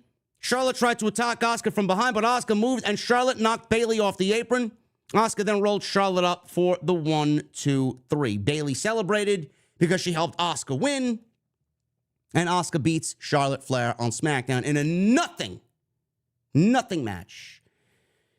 I don't know how bad the botch was or the landing was that Michael Cole talked about, because it happened during the commercial break, and then Charlotte wrestled the last 75 or the last 25%, I should say, of this match with a bum knee. So we don't really know the severity of the injury. We don't know how the injury happened unless someone took a photo or a video of it live in the arena. We don't really know what happened with the knee injury. All we know is that medical was attending to Charlotte at the end of the match. Now, as far as this feud, I don't know what the fuck we're doing. Like, I know everybody's high on Io and Kyrie and Asuka as a trio. And we're all loving this fucking Bayley's going to be kicked out of Damage Control. Either break them up or don't break them up. Like, I'm tired of these matches. I don't want to see Charlotte versus anyone in Damage Control. I don't want to see Bianca against anyone in Damage Control. I don't want to see Shotzi on my fucking television. I don't. Either break them up or don't. Where is this going? Clearly, Bayley is not wanted. But then Bayley helps. How is that leading to anything? Now, I know it's all perception. Bayley helps. She helps successfully. When Damage Control doesn't want her anymore and kicks her out wrongfully, it's going to help Bayley be a babyface. But the fucking rematches every week.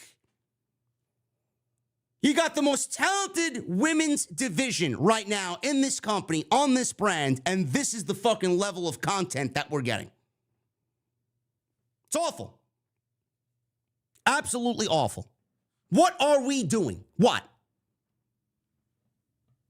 Please, just break them up already. The story is Bayley versus the rest of them. Break them up.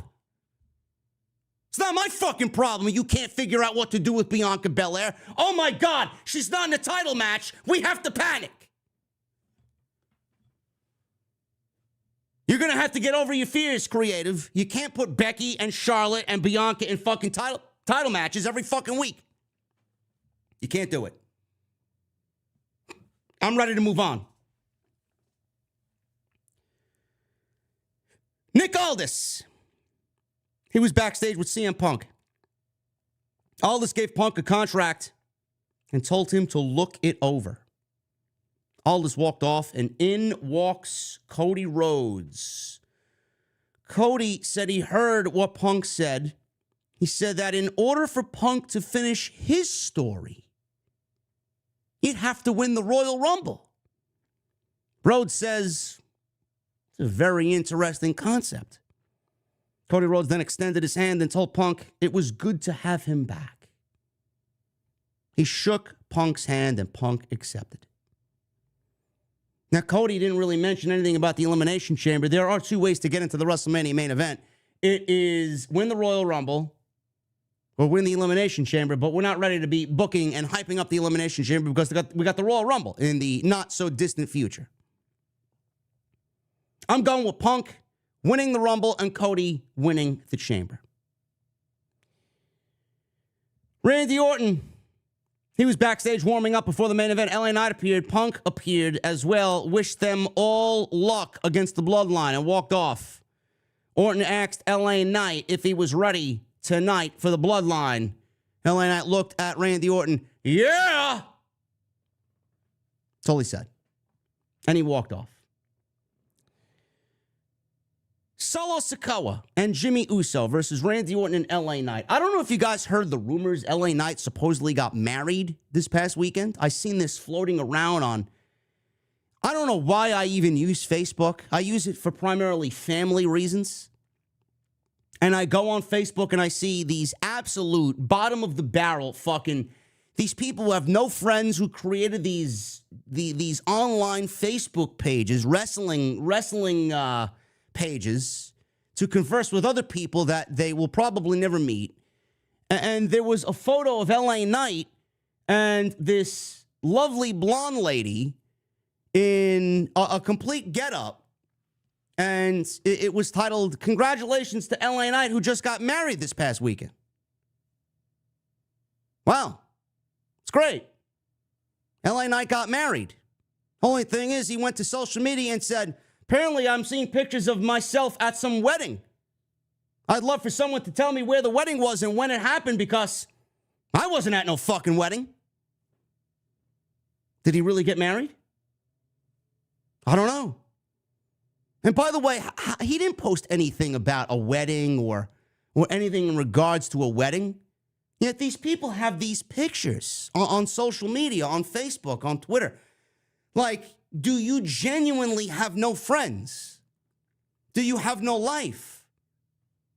You're worried about these other fucking people that don't give three shits that you're alive. Yet you're tweeting and Facebooking pictures of a fucking fictional, what was it, AI? Crazy. Worry about your own life. Strive to be at your own wedding with a lovely blonde instead of the fucking blow-up doll that's under your bed. Ridiculous. Solo Sikoa, Jimmy Uso, Randy Orton, and LA Knight. I'd be a little bit more excited about this match if we didn't fucking see this match before. You realize that we've seen this match now 2 times before. Probably more than that. Honestly.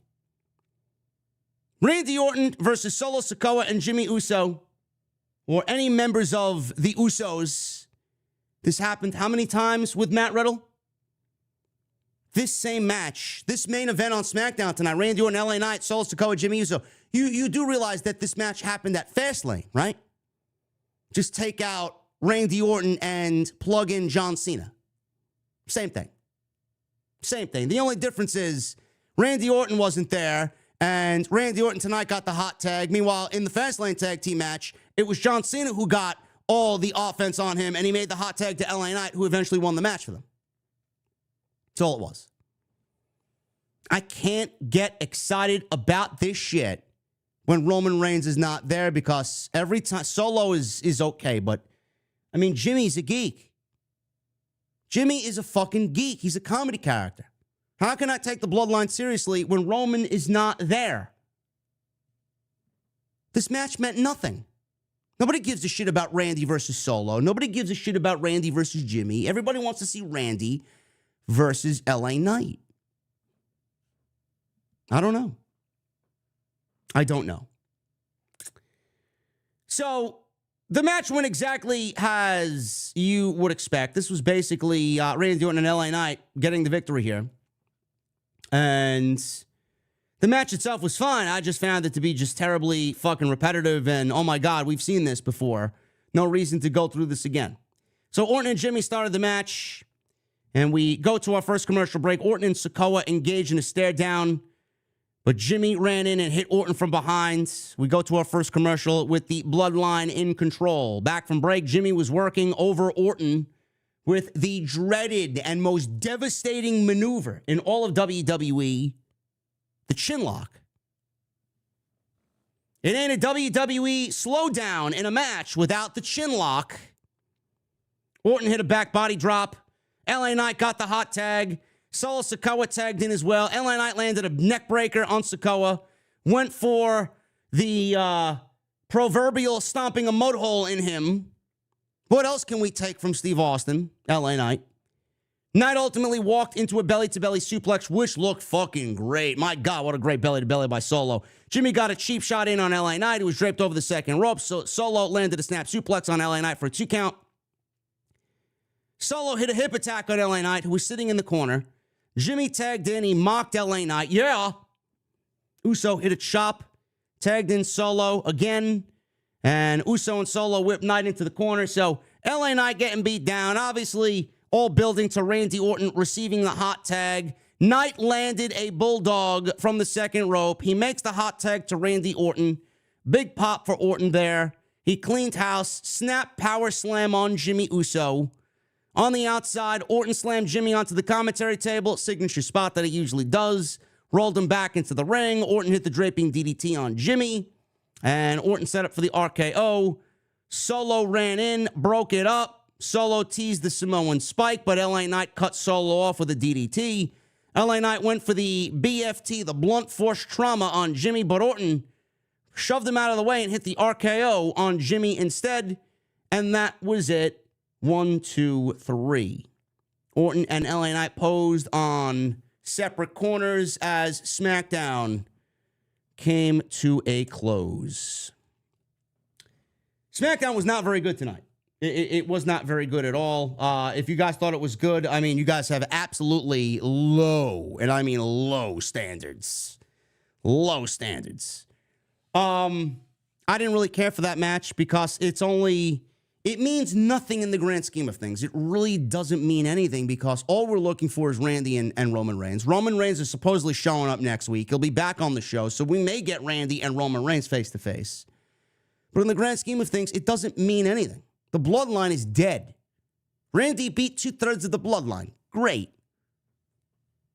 Now we only go to Roman, and that's the only direction we can go in.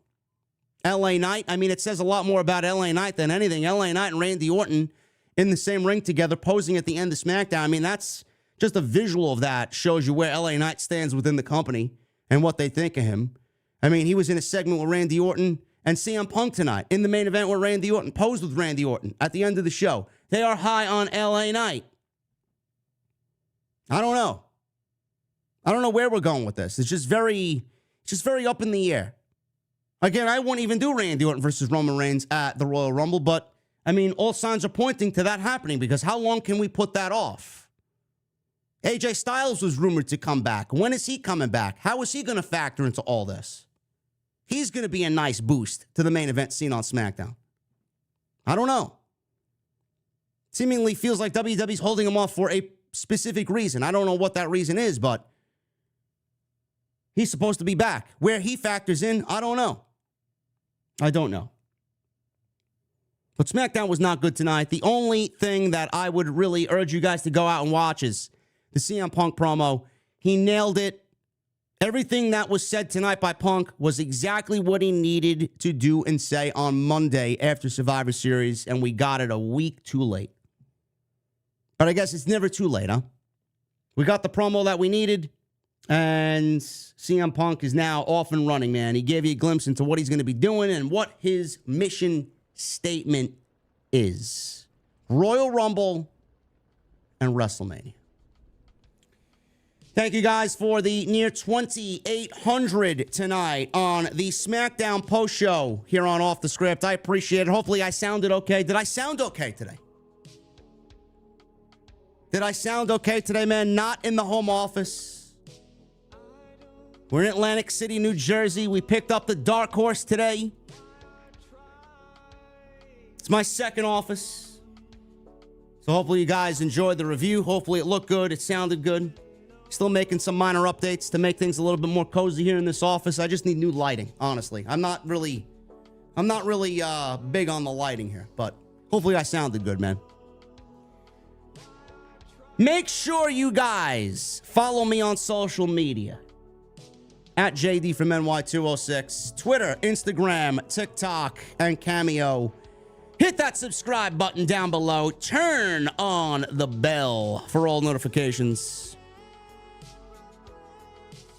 Go check out my sponsors for tonight's show, man. We got Ridge, ridge.com/scripts. And then DraftKings. You guys know the deal with DraftKings, man. Go and check them out. I'll leave you all the links in the comment section.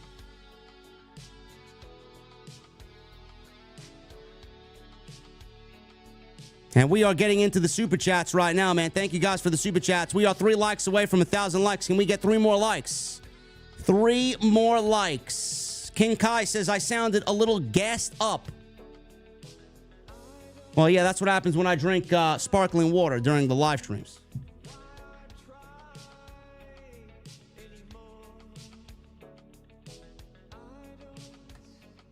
Deadline. Am I covering Deadline tomorrow? Again, I will let you guys know what I'm doing with Deadline, man.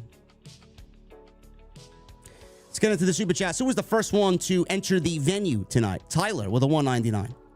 I hope you do an NXT Deadline review tomorrow, JD. I will let you guys know, man. Follow me on social media. Jason, 16 months. Thank you, brother. 16 months. Been fun these 16 months. Let's get it done in the venue tonight. Main event with 13 months. The fuck are you gentlemen drinking, man?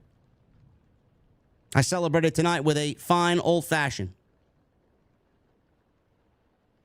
Walked through the Ocean Casino, man. Went to this bar called Villain and Saints. Really nice place, man. My type of vibe. Had a nice old-fashioned there, nice burger. Celebrated the Mustang Dark Horse arrival. You guys are awesome. Main event with 13 months. It would be better if the U.S. title tournament was a point system. Way more stars can be used. And what's your cats' names? Those wrestling fans, too. My cats? Bailey and Bacardi are my cats.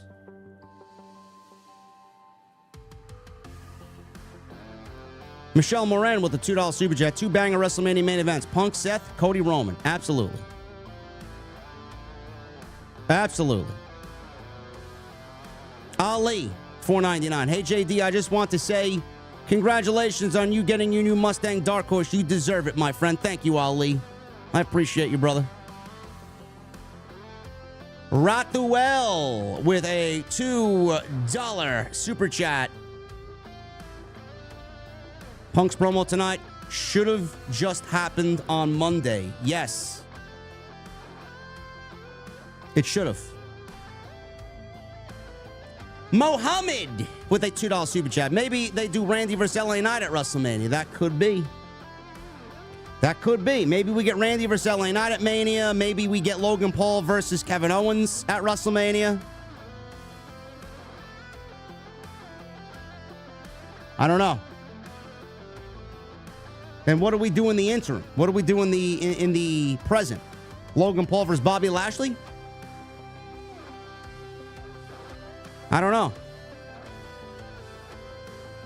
Aaron Benjamin with a $4.99. AJ Lee Royal Rumble return. I'm predicting it. Yes. Just as a one-off. I honestly think it can happen, and I hope it happens. I'm sure it will at some point. Billy Sizane with 16 months. JD, congratulations on your new ride. You deserve it, brother. You are the king of the IWC. Yeah. Thank you, Billy. Appreciate you, brother.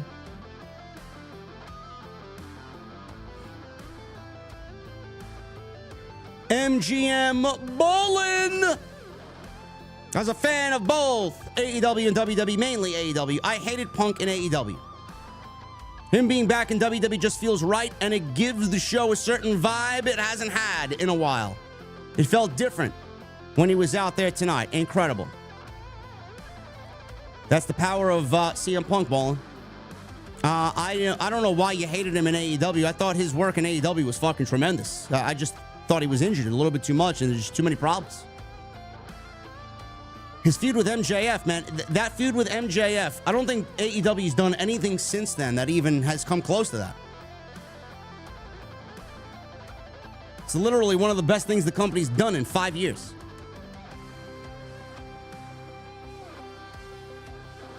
But thank you for the 20, brother. Really appreciate you being here. Michael Krause with a $2 super chat. What's up from Walla Walla? Did you get your car yet? Michael, yes, I did. It's on the Twitter machine, man. Go check the pictures out. Zero Clark, 7 months. Thank you for the 7 months. Zero. At least Punk had a better promo tonight. The crowd was dead. The crowd was dead? I thought they were loud. I thought they were pretty lively all night. Army did good swirling with those rifles and bayonets. OTS crew salute the Dark Horse. Thank you. Zero Clark. Robert Hurt with 33 months. JD, love what you do. Do you see Punk winning the Rumble? Thank you, Robert. And yes, I see Punk winning the Royal Rumble. Not today, Jay, with 15 months. Happy 15 months, JD. It's been a great 15 months. I'm glad I discovered your podcast. I'm glad you discovered the podcast as well, Jay. Thank you for 15 months, man. What the fuck are you drinking after 15 months? Sleep Gang with a $10 super chat. AEW have no excuse not to do a brand split. Dynamite, World Heavyweight Champion, Women's Tag, TNT, Collision, Continental, Trios, TBS, Atlantic. Delete the FTW title and have every other pay-per-view be an exclusive for both brands.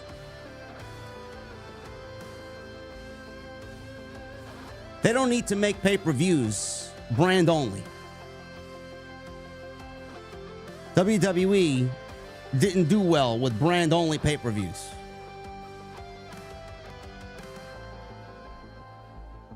But yes, a brand split is absolutely, I feel, the right way to go for AEW. I don't know why we haven't explored that yet.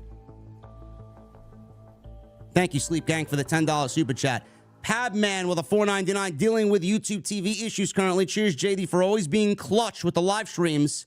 Also, Kevin Patrick makes Byron Saxton look like a pro. Kevin Patrick sucks. Kevin Patrick is fucking terrible at what he does. Really. I don't know why we're still even here with this, honestly.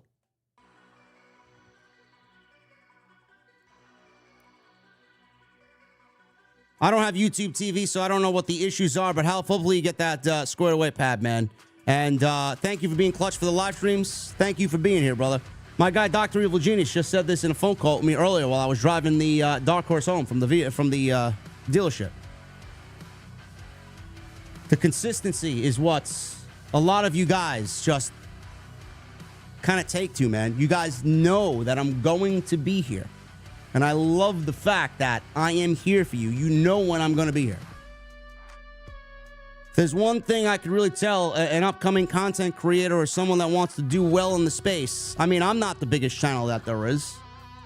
I'm glad to have carved out, my own brand on this site in the wrestling space.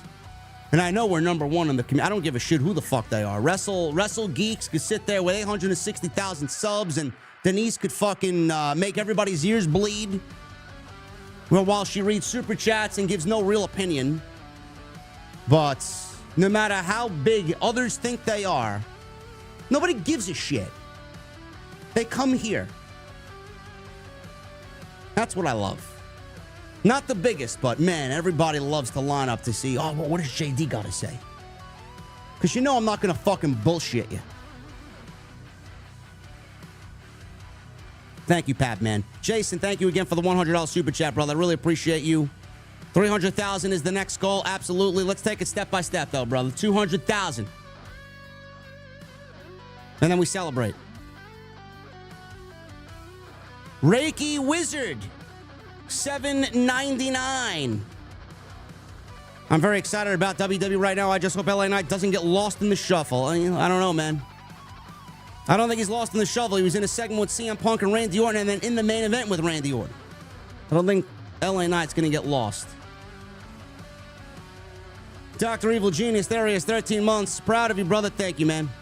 I thank you as well, man, for getting me probably in the best shape that I've been in the last 10 years. The dark horse is just one symbol of your hard work. It won't be the last. You know it, man. Killer Swag 216, 16 months. Haven't been here in a while, but just letting it be known that you still have my support. Thank you, Swag.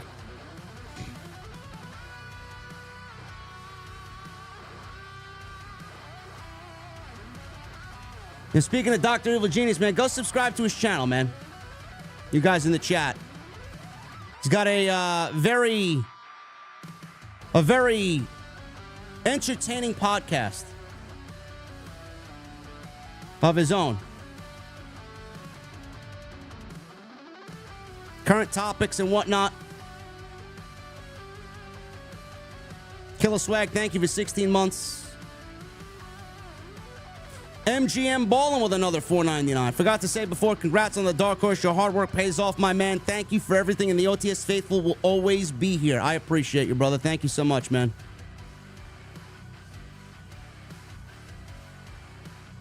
Jeremy De Jesus with a $5 super chat. I had to put my dog Yoji down yesterday because of kidney disease. He was 12 years old. Watching you stream helps me out a lot. Thank you, JD. Brother, I am so sorry to hear that. So sorry to hear that, man. I hate hearing shit like that.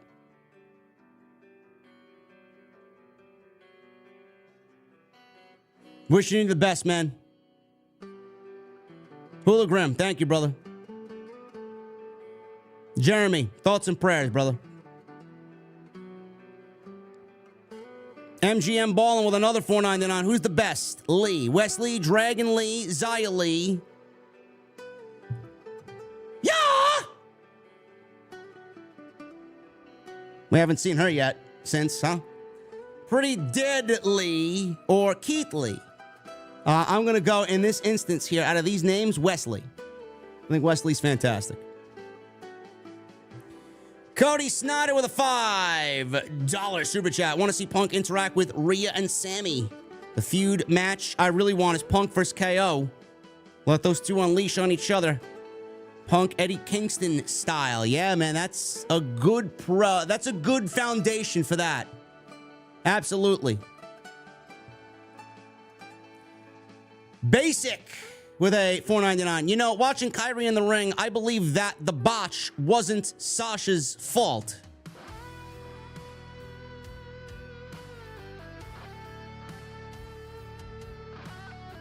What botch are we talking about?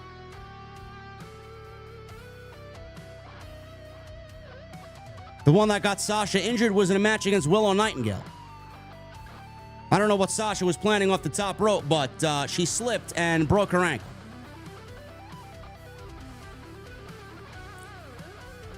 Francisco Chavez with a $1.99. Thank you, brother. Will Chisholm with a $5 super chat. Let's say WWE brings back Mercedes. How would you do it? Royal Rumble.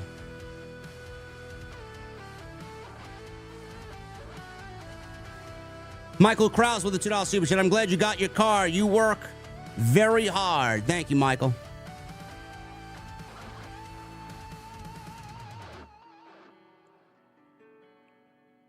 Oh, Wrestle Kingdom? Yeah, that was a lot of people want to blame that one on Mercedes. That was totally Kyrie's fault. She just landed the wrong way. She landed knees first. Kyrie landed knees first. It is not difficult to see what happened there. Everybody wants to blame Mercedes because everybody's got this notion that she's just a botch machine. She's one of the greatest female professional wrestlers on the planet.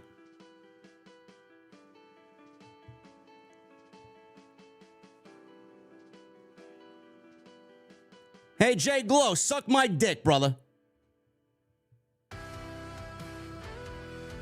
You're in my live stream at 12:30 at night, and I got a beautiful $100,000 Mustang sitting outside. Go fuck yourself, man. You ain't raining on my fucking parade. Get him out.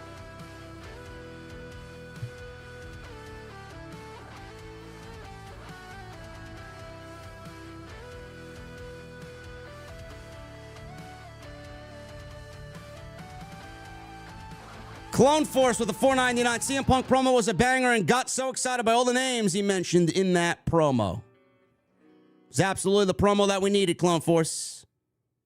Also, Kross, go babyface. Nick versus Orton, WrestleMania 40. Kross may need to go. Cake, of course I paid a markup, brother. Of course I paid a markup, man. It was unavoidable. The markup was absolutely unavoidable. Jeremy, 26 months. Summer of Punk 2024 versus Roman. Congrats on the new ride. 26 months and many more to come. OTS for life. Jack and Coke, please. Thank you, man. And Francisco Chavez with a $1.99. There he is. Been following you since 2018. Huge fan. Thank you, Francisco.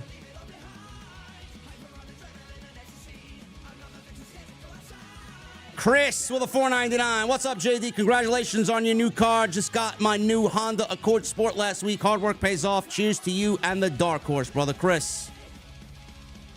Thank you, man. Enjoy your new ride as well. I know I will. Guys, I am all finished for this evening. I will let you guys know what is going on with NXT tomorrow night. NXT Deadline. Deadline. Highlighting the word dead. NXT apparently is the best wrestling show that I'm not watching. So, I don't know. We'll see what happens with Deadline tomorrow. But I appreciate you guys very much, man. Thank you for a great stream. We had 2,800 people in here. CM Punk bringing in the viewers, man. Love it. And I'm loving what he did tonight. Excellent, excellent promo. I'll see you guys potentially tomorrow, but please follow me on social media for all the updates, man. Twitter, Instagram, TikTok, and Cameo at JD from NY206. Make sure you hit that subscribe button down below. We are dangerously close to 151,000 subscribers. Let's try and get there before the end of the year. We'd love to see that happen. Go check out all the other videos on the channel, on the homepage. Go check the sponsors out tonight. Ridge and DraftKings. And please hit that thumbs up, guys. Continue to hit that thumbs up. It helps out the video tremendously. I'm going to leave you with the beautiful tones of Dragon Force. Until tomorrow, guys, thank you very much for all your support. And I will see you all possibly tomorrow for NXT Deadline. I'll see you guys later.